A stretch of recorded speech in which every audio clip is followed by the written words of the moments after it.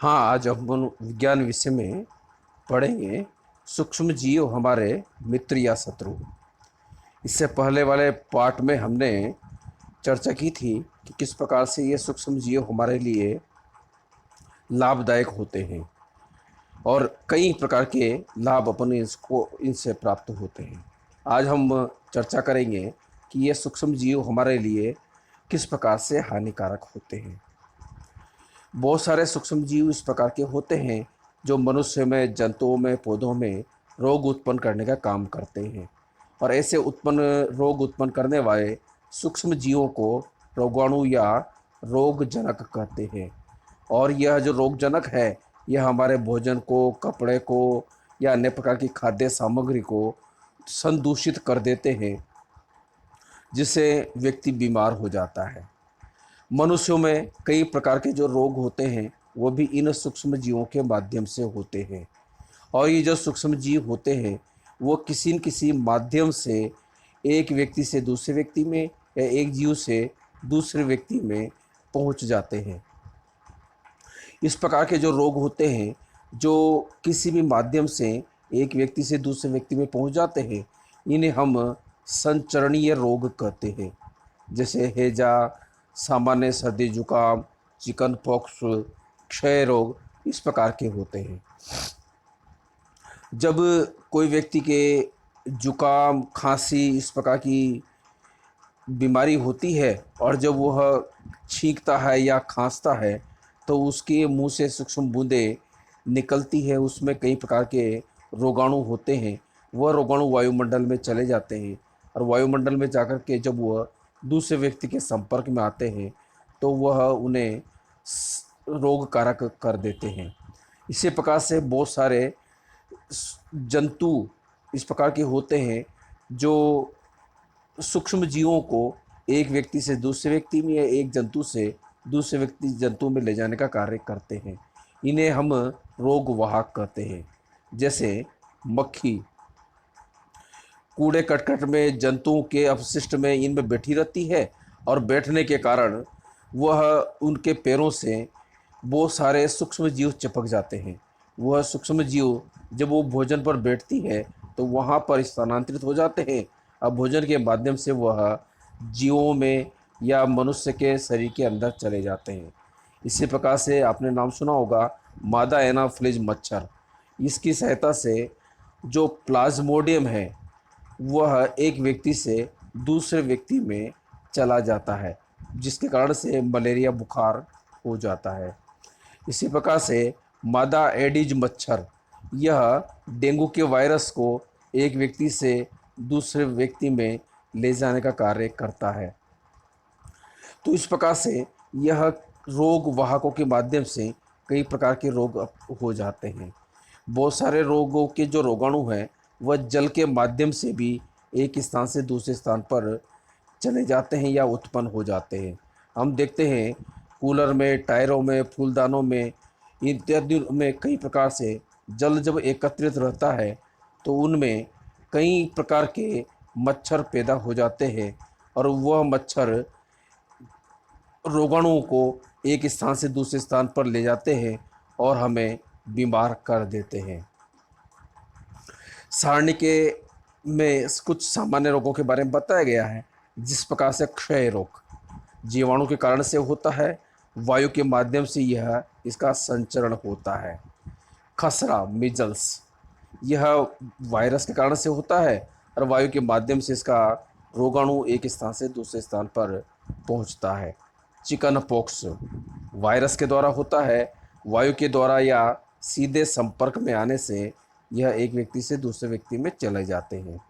Polio का virus है, वो वायु और जल के माध्यम से एक व्यक्ति से दूसरे व्यक्ति में चले जाते हैं और जिससे व्यक्ति बीमार हो जाता है।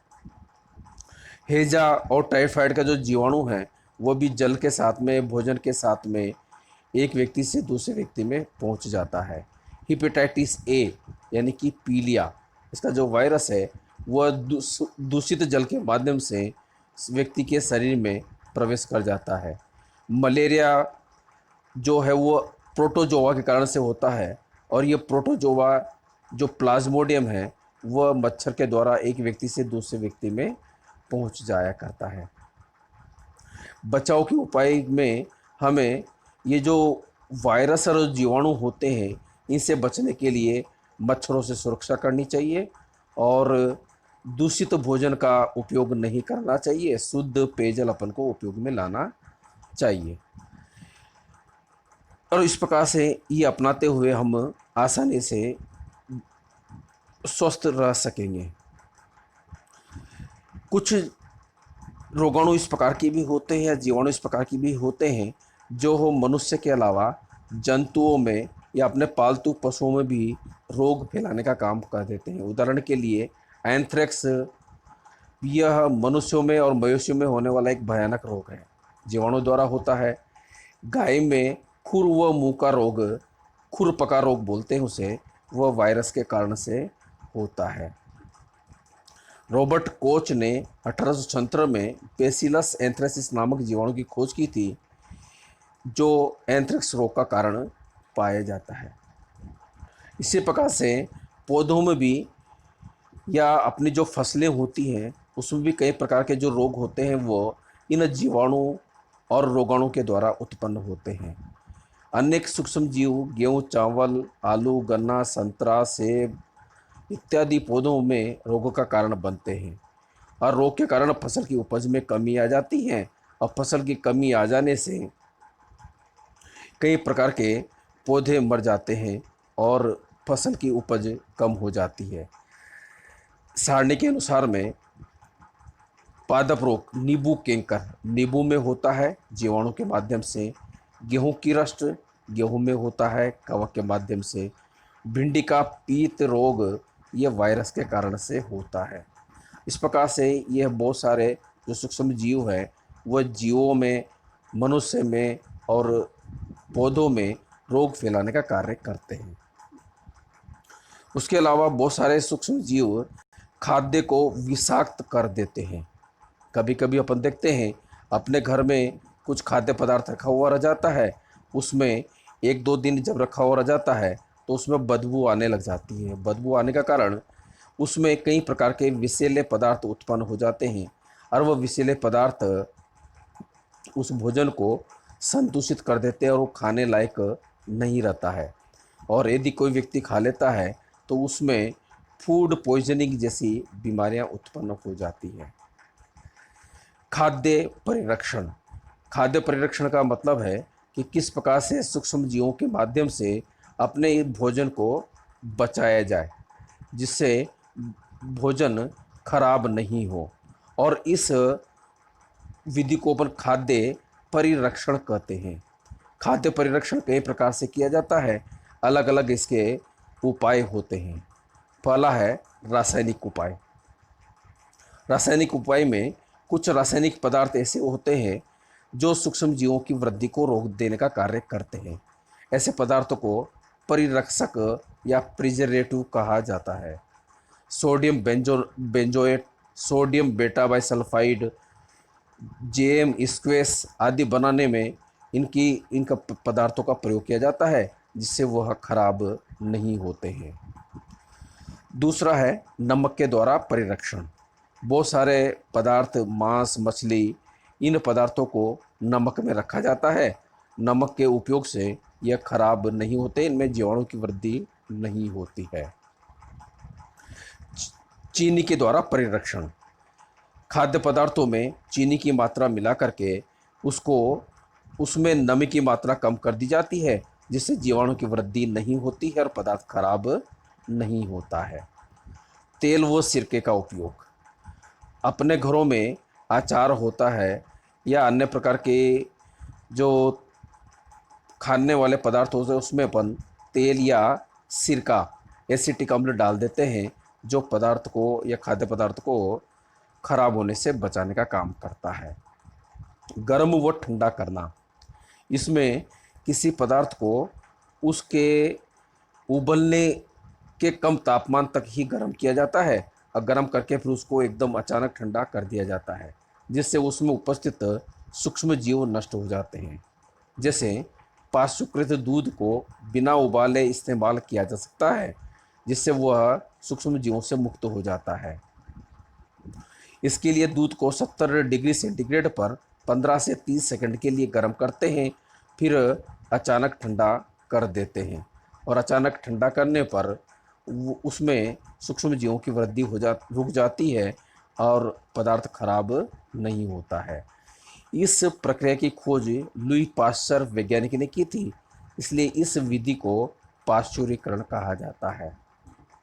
आजकल कई प्रकार के पदार्थों को विशेष प्रकार की थैलियों में पैक कर दिया जाता है। उन थैलियों में से वायु को निकाल दिया जाता है, जिससे अंदर जो सूक्ष्म जीव होते हैं वह नष्ट हो जाते हैं और हमें या वो पदार्थों को खराब होने से रोक देते हैं। नाइट्रोजन स्थिरीकरण, इसकी चर्चा आपने पहले भी हुई थी। बहुत सारे जीवाणु ऐसे होते हैं जो वायुमंडल की नाइट्रोजन को नाइट्रेट या नाइट्राइट जैसे यौगिकों में बदल देने का कार्य करते हैं, और ऐसे जो जीवाणु होते हैं उनको पर राइजोबियम जीवाणु कहते हैं, और इस क्रिया को नाइट्रोजन स्थिरीकरण कहते हैं। और इसके माध्यम से वायुमंडल की नाइट्रोजन पौधों की मिट्टी में जड़ों में पहुंच जाती है, और पौधों के लिए वह लाभदायक होती है। पौधों को नाइट्रोजनिक पदार्थ प्राप्त हो जाते हैं। जैसे कुछ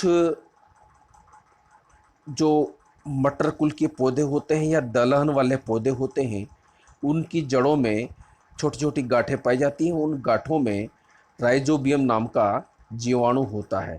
वह जीवाणु वायुमंडल के नाइट्रोजन का स्थिरीकरण का कार्य करता है, और इस प्रकार से वायुमंडल की नाइट्रोजन भूमि के अंदर में आ जाया करती है, जैसा चित्र में दिखाया गया है। इसमें जो जड़ें होती हैं वो जड़ों में गांठें होती हैं, गांठों में विशेष प्रकार का जीवाणु पाया जाता है। अब हम बात करते हैं नाइट्रोजन चक्र की। नाइट्रोजन चक्र का अर्थ है कि वायुमंडल में जो नाइट्रोजन होती है वो विभिन्न माध्यमों से अपने यहाँ पर भूमि में या यहाँ के भूमि में उपस्थित विभिन्न प्रकार के पौधों में, जंतुओं में आ जाती है और पुनः वायुमंडल में चली जाती है। ये जो चक्र होता है इसको नाइट्रोजन चक्र कहते हैं।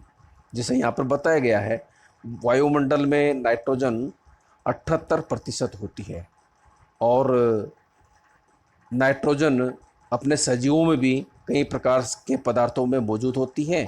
प्रोटीन है, पर्णहरित है, न्यूक्लिक एसिड है, विटामिन्स है, इन सब के अंदर में नाइट्रोजन पाई जाती है। अब ये नाइट्रोजन जंतुओं में किस प्रकार से आप पहुंचती है, तो हम नाइट्रोजन को सीधे तो ग्रहण नहीं करते हैं, पर ये विभिन्न माध्यम से अपने शरीर में पहुंचती है। मिट्टी में उपस्थित जीवाणु व नीलहरित शैवाल वायुमंडलीय नाइट्रोजन का स्थिरीकरण करके इसे नाइट्रोजन यौगिकों में परिवर्तित कर देते हैं। जब नाइट्रोजन इस प्रकार उपयोगी यौगिकों में परिवर्तित हो जाती हैं, पौधे तथा जंतु इसका उपयोग मिट्टी या पौधों के माध्यम से कर लेते हैं, और जब पौधों के माध्यम से करते हैं तो ये पौधे की जो खाद्य पदार्थ होते हैं वो अपने शरीर में जाकर के प्रोटीन व अन्य नाइट्रोजन पदार्थों का निर्माण अपने शरीर में करते हैं। जंतुओं पौधों की मृत्यु के बाद में मिट्टी में उपस्थित जीवाणु व कवक नाइट्रोजनिक अपशिष्टों को पुनः सामान्य पदार्थों में उपयोग यहाँ पर परिवर्तित कर देते हैं, और वो पुनः मिट्टी में मिल जाते हैं, और इस प्रकार यह चक्र चलता रहता है। कुछ जीवाणु वायुमंडल जो मिट्टी में उपस्थित नाइट्रेट और नाइट्राइट पदार्थ जो होते हैं उनको सीधे ही वह वायुमंडलीय नाइट्रोजन में बदल देते हैं, और इस प्रकार से यह चक्र हमेशा चलता रहता है, और मिट्टी में, जीवों में, पौधों में, वायुमंडल में नाइट्रोजन की मात्रा या नाइट्रोजन यौगिक की मात्रा हमेशा निश्चित बनी हुई रहती है।